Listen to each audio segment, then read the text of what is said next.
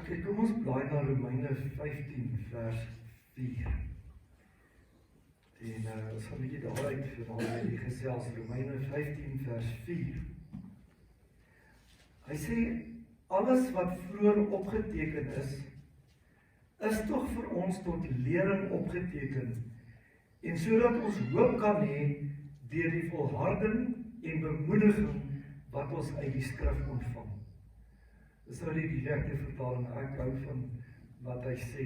Ek lees dit weer, hy sê, alles wat vroeër opgeteken is tog vir ons tot lering opgeteken. En sodat ons hoop kan hê deur die volharding en die bemoediging wat ons deur die skrif ontvang. Dis baie kosbaar. Alles wat vroeër opgeteken is vir ons tot lering opgeteken, is opgeskryf sodat ons uit dit uit kan leer hoe om met God te wandel, kan leer hoe dat God met ons as mens betrokke is, kan leer wat God wil hê in ons lewens, wat hy van ons verwag, maar veel meer nog wat God doen. Leer van wat is God se betrokkenheid in die mens se lewe. Hoe lyk dit as God sê, ek is lief vir iemand? Soos wat hy vir ons as mens sê, want so lief het God die wêreld gehad, dat hy sy enige gebore seun gegee het. Hoe lyk dit? Wat doen God as Vader vir elkeen wat vir ons, jy weet, vir elkeen wat hy lief het? Nou, een van die vertalings, ek dink is die Nuwe Lewende Vertaling, praat van ons moet leer uit wat lank gelede reeds in die skrif opgeteken is. Ons moet leer wat lank terug gelede reeds opgeskryf is in die skrif. Wat vir ons gesê, dis wat God bepaal, dis wat God sê ons mag, dis wat ons nie mag nie, dis wat God sê hoe ons moet leef, dis hoe God sê ons dinge moet hanteer, maar dis ook wat God sê, as ek en jy nood, behoefte, wat ook al het, wat God vir ons gaan doen, hy leer vir ons hoe om hom te vertrou, hoe dit werk, as 'n mens God vertrou. Trouwens, hy leer ons ook, as ons na die ding kyk wat lank terug opgeteken is, hoe God sy beloftes vir sy mense laat vervul en werklikheid word. En nou natuurlik, as Paulus hierso skryf, verwys hy natuurlik vir die Christene in Rome na die Ou Testament. Want dit is, die Nuwe Testament was nog nie opgeteken nie. Paulus is besig om 'n brief aan Rome te skryf, wat ek en jy baie jare later dan sal hê, as die skrif wat lank terug opgeteken is.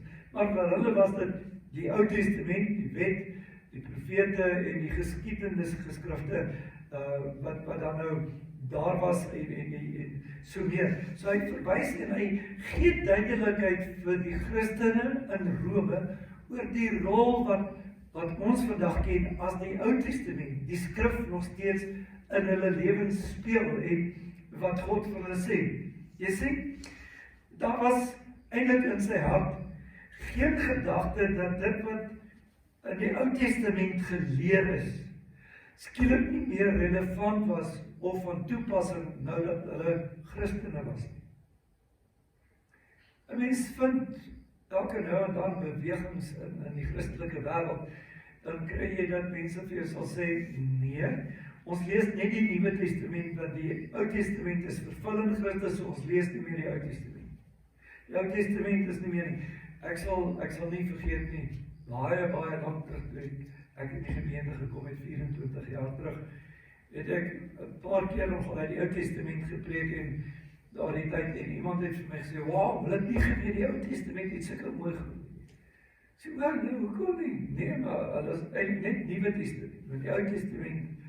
En daar's die, onlangs was dit, nie lang terug nie, op een van die Christelike televisiestasies was daar 'n prediker wat half gesê het, wel die Ou Testament en selfs die evangelies moet uitgegenereer word, want dit is net die briewe, ek dink van Handelinge af, wat nou gesaghebend is. Die ander goed is alles nog, selfs die evangelies het hy beskou as Ou Testament. En dan sit ons baie keer en mense vermy die Ou Testament of lees net oor dit en jy weet, los dan by die Ou Testament leer een kant, want ja, jy weet, dis dalk nie meer so van toepassing nie, ons moet net Nuwe Testamenties wees. Paulus skryf vir die Christene en hy sê vir hulle, luister, iets is belangrik wat julle moet weet. En dit is die goed wat vroeër opgeteken is daar vir julle om te leer. Dis nie om te ignoreer nie, dis nie skielik om te sê, dis nie meer relevant nie. Dit is so, daar is sekere dinge rondom die wet, wat Christus kom vervul het, wat nie meer gedoen hoef te word. Kom ons sê byvoorbeeld, die sondoffer, waar hulle die bok moes vat en die priester dan nou sy hand op die bok, sondebok moes lê, dis ons waar die term sondebok vandaan kom, sy hand op die bok lê en dan al die sonde van die volk op die bok oordra, nou was hy in die woestyn ingevat word en daar gelos word om die wilde diere verskeer te word en dan 'n lam wat geslag word en dan die bloed op die altaar. Dis vervul in die kruisdood van Christus wat die finale offer was. So juist daar is sekere dinge wat vervul is en ek en jy hoef nie daardie wette te doen nie, maar ons leer nog steeds uit wat die Ou Testament leer. Kan ek iets sê rondom self die sondoffer?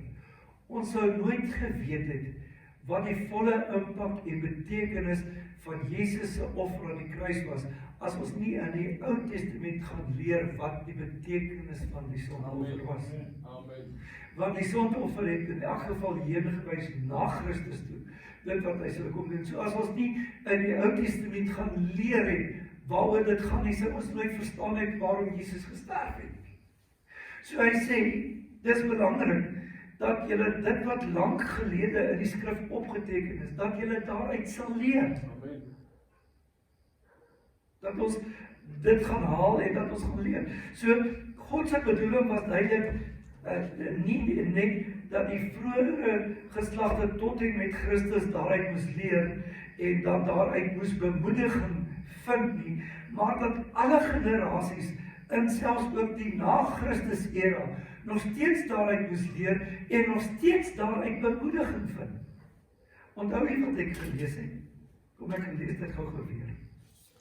As jy my baie mooi gelees toe ek het raak lees.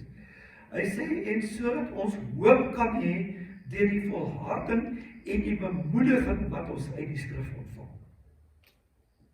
Met ander woorde, die hele skrif dien daar om vir ons hoop te gee. As ons lees hoe God met Israel te werk gegaan het, as sy uitverkore volk, hoe dat hy hulle genadig was, dan sien ons hoe dat God ons genadig is as ons struikel en val in sonde. Amen. As Israel in die moeilikheid was en aangeval was, dan sien ons hoe dat God hulle verlos en gered het en ons ontvang daai bemoediging.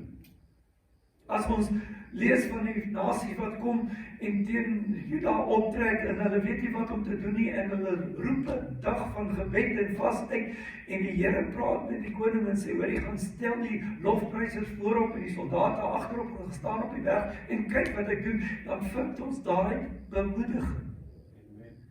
Ek bedoel, almal van ons hou baie van die psalms, is dit nie so nie. En uit dit leer ons.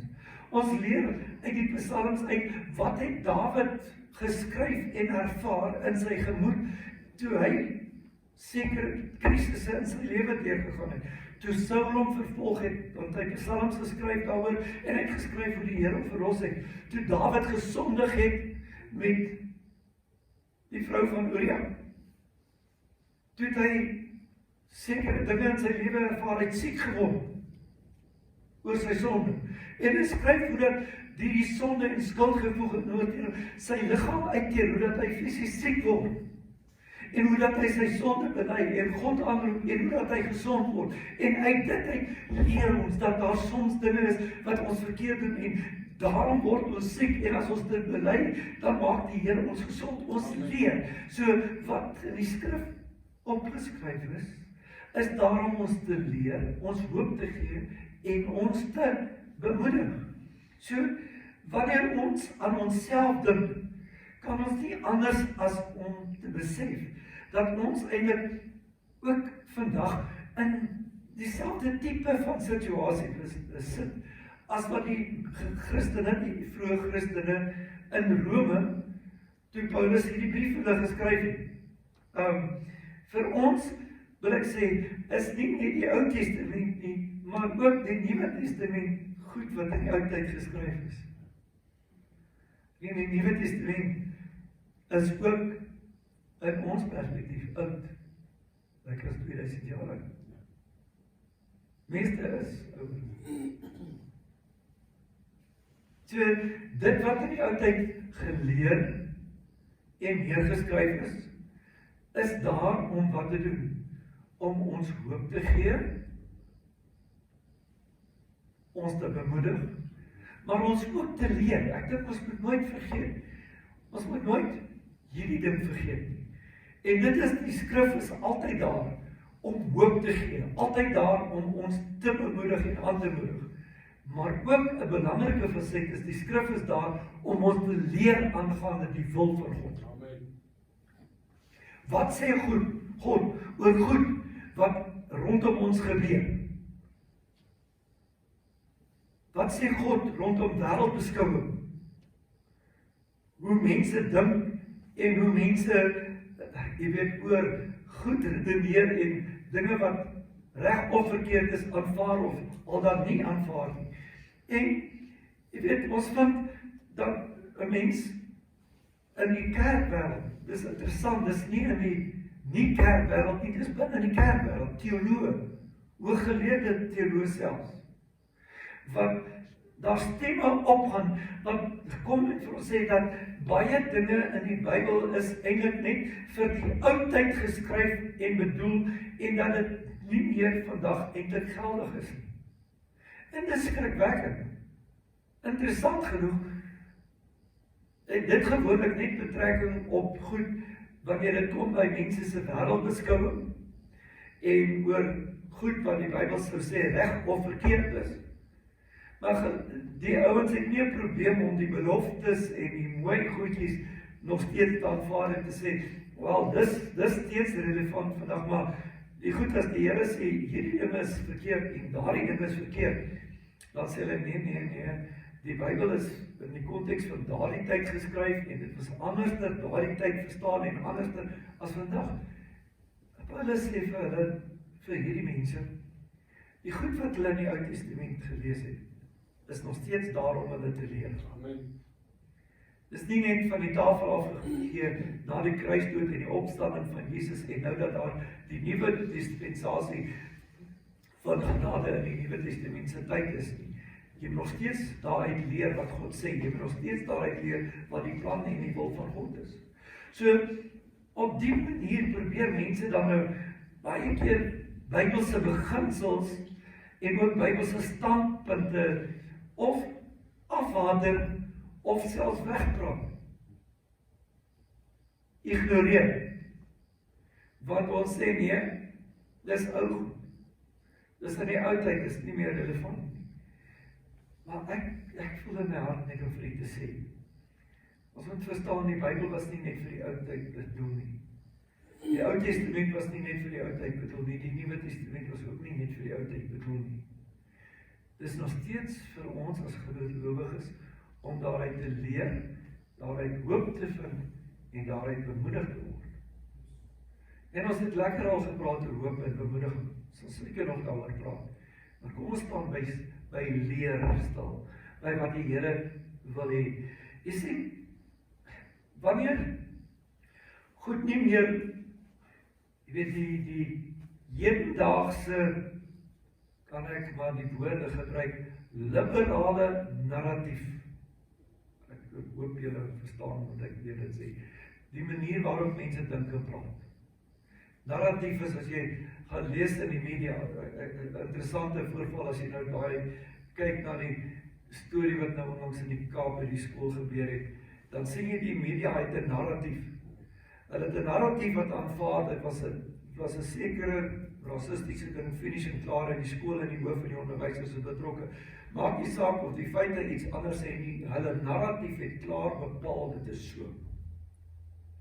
En dan vind ons baie keer in die liberale narratief, dat die goed wat die Bybel leer, pas nie die liberale narratief nie, en daarom word dit uitgerangeer, weggestoot, terwyl die Bybel sê, nee, ons moet steeds daaruit leer, en weet wat God oor goed sê, en of goed reg of verkeerd is in die oë van die Here, al dan nie. Ons kan nie, omdat dit nie die liberale hedendaagse narratief pas, die woord een kant toeskuif en sê, dit werk nie meer vir vandag nie. Want die skrif is steeds daar om ons te leer, en dis om menings te vorm. Die skrif is daar om ons opinies te vorm, mense. Ons opinies moet nie die skrif vorm. Die skrif is daar om ons uitkyk op die lewe, ons wêreldbeskouing te bepaal. Ons wêreldbeskouing moet nie bepaal wat die Bybel sê nie. Dit moet andersom werk. Ons moet na die skrif toe gaan, en die skrif moet vir ons sê, hoe moet ons na dinge kyk in die lewe? Wat moet ons uitkyk op die lewe wees? Wat moet ons dan sê is reg en wat is verkeerd? Vanuit wat die Bybel sê. Ons kan nie vandag sê, wel, ons voel dit is nie meer verkeerd nie, en dan gaan ons na die Bybel toe, en ons probeer dan een of ander manier vind om dit wat die Bybel dan sê, weg te praat, te redeneer, asof dit nie meer so geld nie. Ons menings, ons opinies, wat dit ook al is, moet deur die Bybel gevorm word, nie andersom. Ek hoop dit maak vir die sin. 2 Timoteus 3 vers 15, baie mooi deel wat hy sê, hy praat met Timoteus, hy sê, omdat jy van kleins af die Heilige Skrifte ken. Met ander woorde wat Paulus, wanneer hy vir Timoteus, en ons gaan by vers 16 vir 'n tyd lank stil staan, maar hy begin by dit, en hy sê vir hom, luister, Timoteus, want Timoteus se ma was 'n Christen. En Paulus sê, jy ken die skrif van kleins af. Sy ma was net soos die meeste ander, ook voor dit Joods, jy weet, en so hy die Ou Testament saam sy ma, en sy ma Christen geword, en hy het saam sy ma dit gelees, en dit wat ek lees van hom, verstaan ek, sy pa was nie 'n Christen of 'n Jood, was nie 'n Israeliet, maar, nou sê Paulus hom, van kleins af het jy die goed geleer. Van kleins af was dit daar om wat te doen. En dan kom hy in vers 16, en hy sê, die hele skrif is deur God geïnspireer. En dan is dit om te leer en te reg te wys.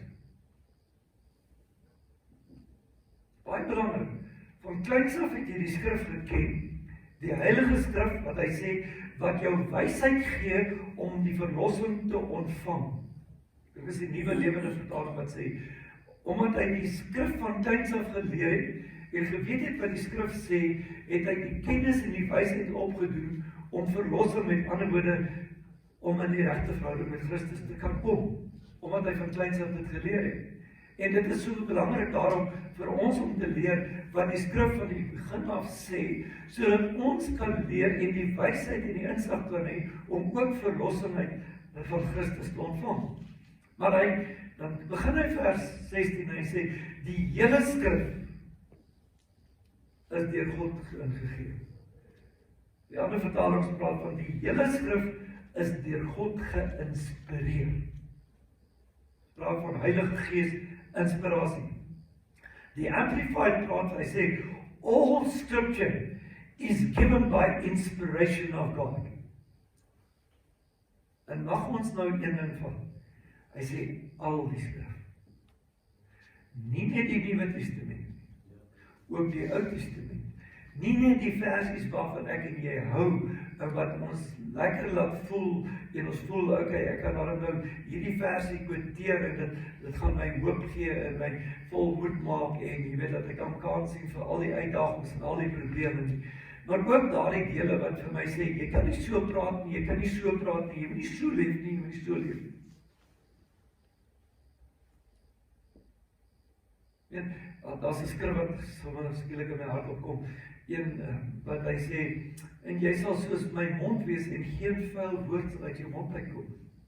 So die Here sê om soos die Here se mond om met mense te kan praat met dieselfde autoriteit en gesag as wat die Here het wanneer hy praat, moet ons sorg dat dit wat uit ons mond uitkom suiwer is. Dit mag nie vol skeltaal en lelike en wat ewer kwaad praat wees.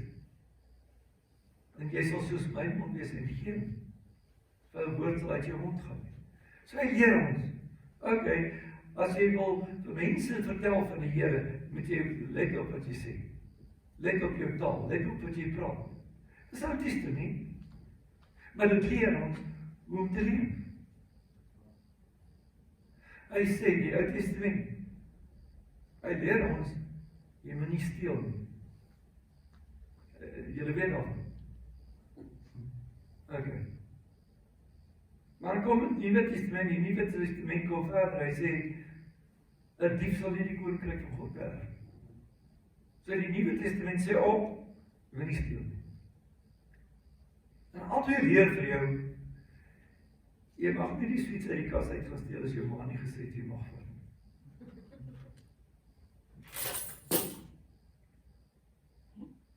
Jy mag nie vat wat nie jou toe kom. So eenvoudig is dit. En as ons hele wêreld beskou met dit laat vorm, dink net hoe verskillend gaan die wêreld rondom ons wees. Niemand gaan onder 12 voet mure bly agter elektriese heininge met alarms en wat ook al, want die mense het gesê, ek vat nie wat nie aan my behoort nie. Dis my wêreldbeskouing. Ek kom nie by die robot en ek sien ek hou van jou kar, en ek besluit, ek gaan jou kar vat. Ek bedoel, dis 'n wêreldbeskouing. Dis maar iets wat 'n mens net kan vat. So kan jy na hoeveel goeders deurgaan en leefwys. In die Ou Testament sê hy, okay, as 'n man en 'n vrou by mekaar kuier wat nie getroud is nie, of met iemand anders getroud is, dan sê vir jou, okay, dan moet ons maar 'n bietjie klippe optel en gooi. Nou goed, Jesus het ons iets anders geleer rondom genade, toe hulle die vrou wat in oorspel betrap is, en hulle kom met die klippe om te gooi, te sê, laat hy wat sonder sonde is, die eerste klip gooi, maar, hy sê vir die vrou, toe sy weggaan, gaan, ek veroordeel jou nie, maar sondig nie meer. Met ander woorde, jy hou op met hierdie gedrag. Jy stop dit nou. Dit leer ons. Hy leer ons eintlik, hy sê, as 'n man vir 'n vrou koekeloer met verkeerde bedoelings, het hy sondig gedoen. Het eintlik gedoen. So wat leer hy vir ons? Hy leer vir iemand, hy sê, julle moet nie verkeerd koekeloer na die vrouens nie. By the way, vrouens, julle kan ook nie verkeerd koekeloer vir mans nie. Selfde reël geld vir julle. Maar dis beginsels. Dink net wat se verskil dit sou wees en maak in die wêreld as ons as mens hierdie beginsels sou uitleef. Iets sê dit is reg.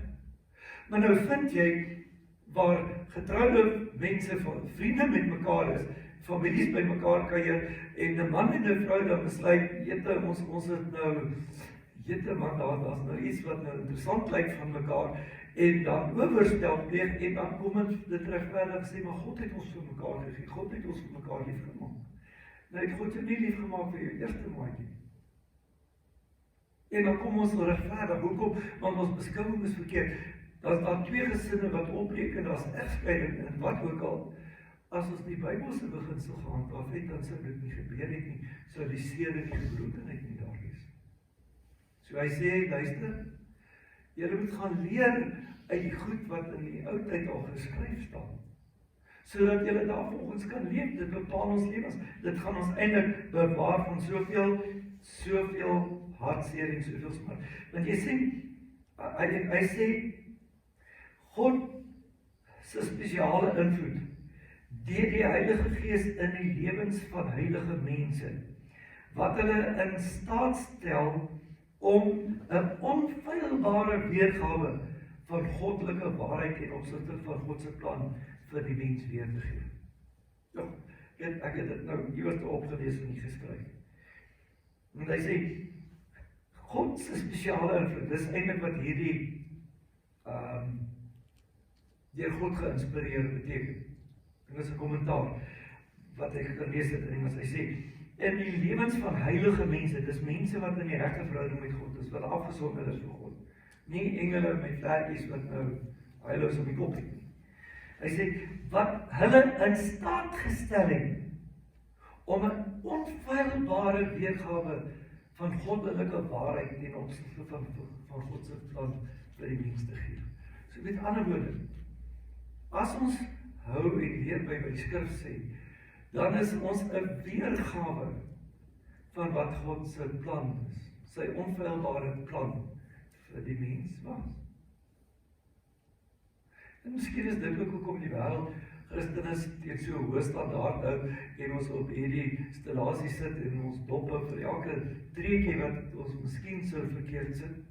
Want ons is veronderstel om 'n beeld, 'n weergawe te wees wat mense sien van wat God se waarheid is.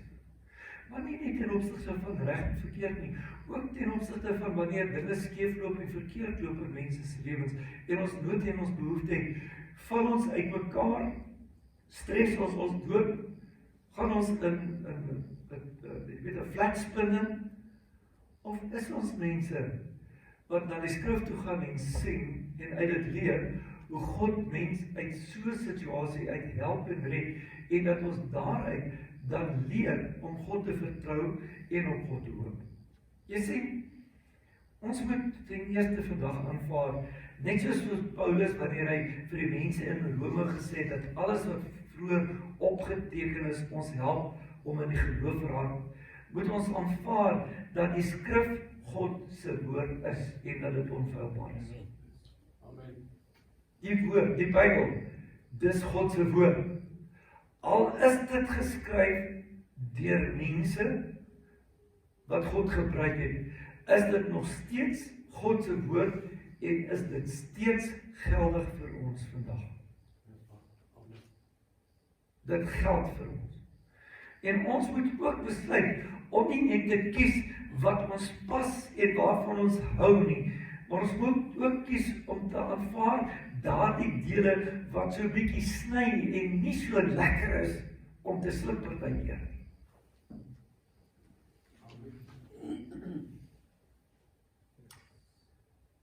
As baie keer dinge wat die skrif bietjie insny in ons lewens in. En ons vertel ons gesindhede is verkeerd, vertel ons respons is verkeerd, vertel die ding wat ons doen is verkeerd, en ons hou nie noodwendig daarvan nie, want ons wil anders doen, ons wil doen waarvan ons hou. As die skrif so sê, dis God se woord, en aanvaar dit en laat hy ons leer en ons rig.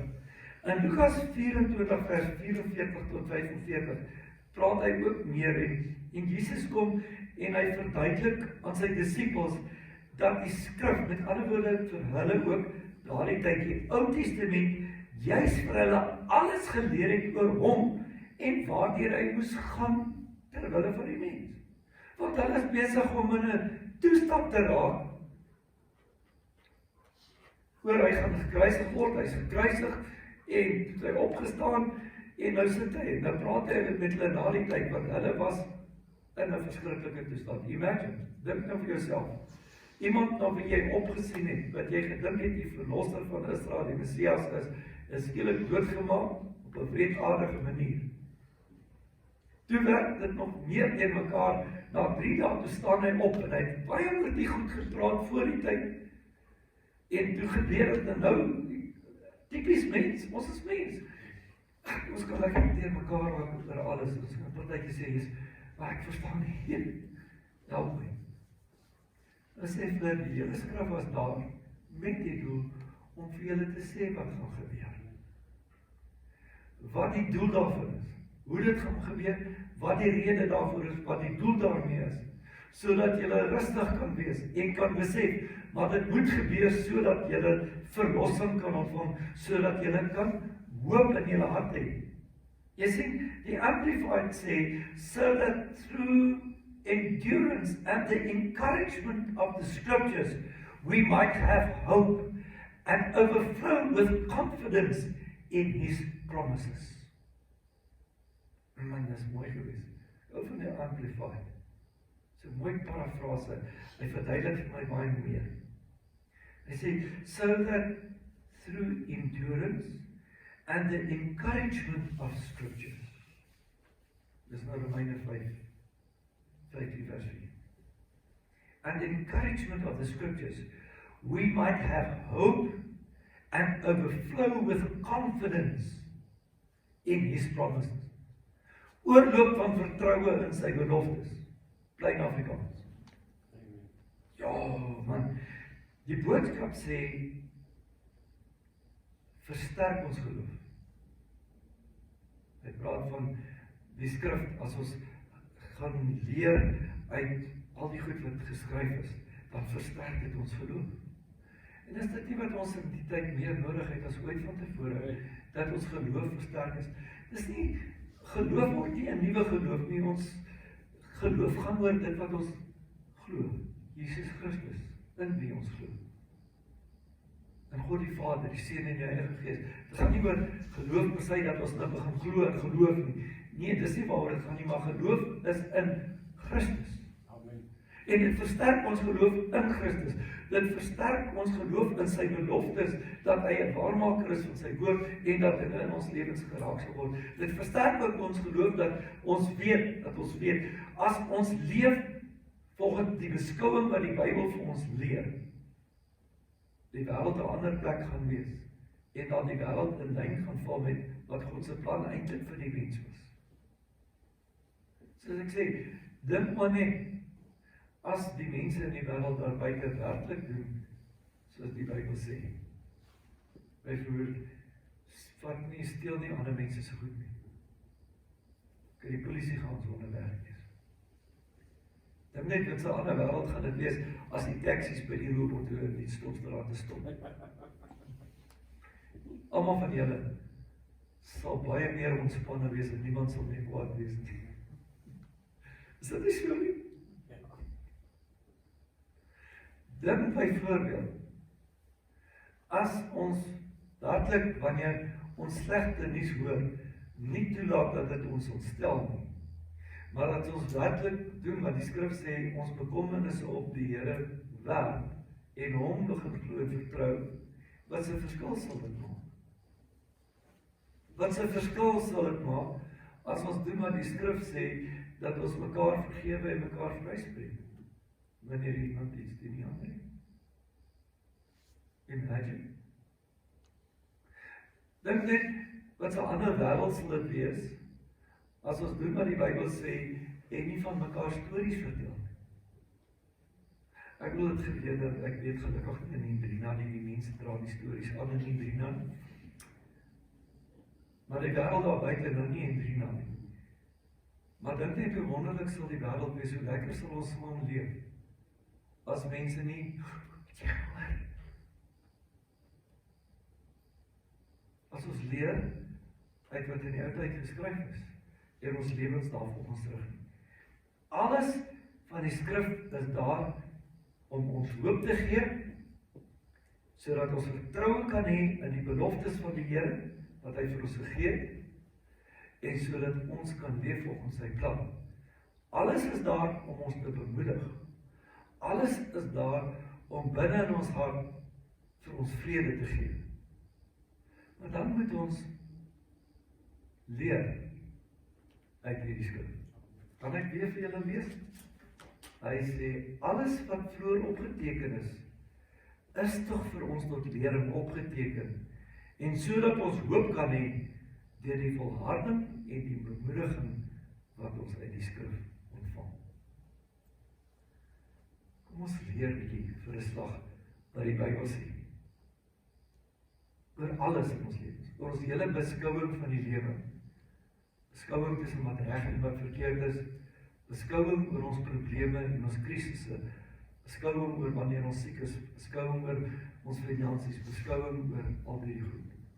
Kom ons leer wat die skrif sê. ek glo, jou lewe gaan radikaal anders wees as jy dit doen. Amen.